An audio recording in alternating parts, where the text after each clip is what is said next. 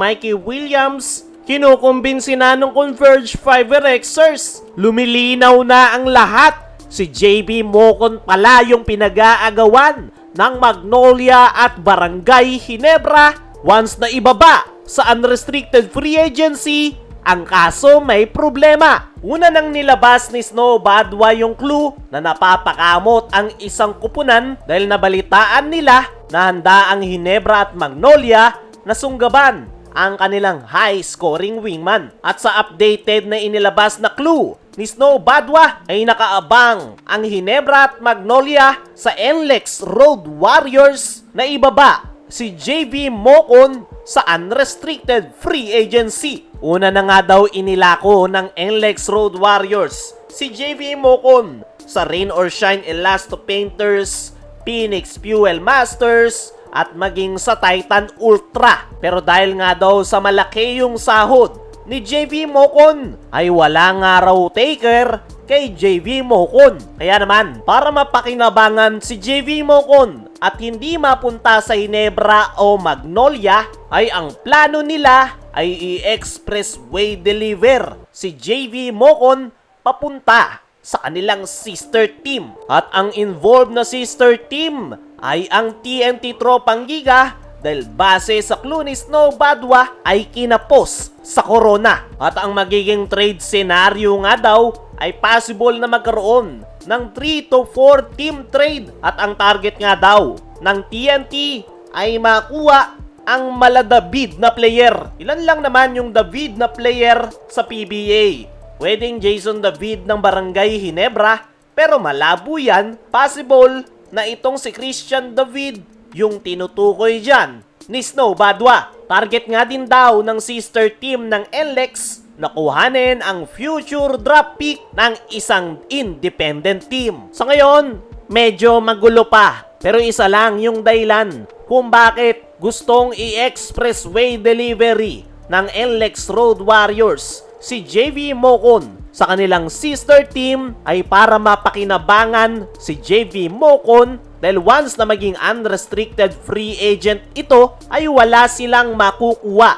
Isa pa sa dahilan kung bakit minamadali na ng NLEX yung nasabing trade ay malaki daw yung chance na sa SMC mapupunta si JV Mocon dahil nakaabang na nga sa high-scoring wingman ang Magnolia Hotshots at Barangay Ginebra na handang sumalo kay JV Mocon once na maibaba ito sa unrestricted free agency. Para sa akin mga chong, may maliit na chance na mapupunta si JV Mocon sa SMC dahil sa ngayon talagang pinupush na ng NLEX na i-trade yung kanyang playing rights bago pa siya maging unrestricted free agent. Kaso ang problema ng NLEX Road Warriors ay hindi pa nila mapapayag yung independent team na kanilang magiging conduit team para matuloy yung kanilang expressway delivery kay JV Mocon papunta sa isa sa kanilang sister team.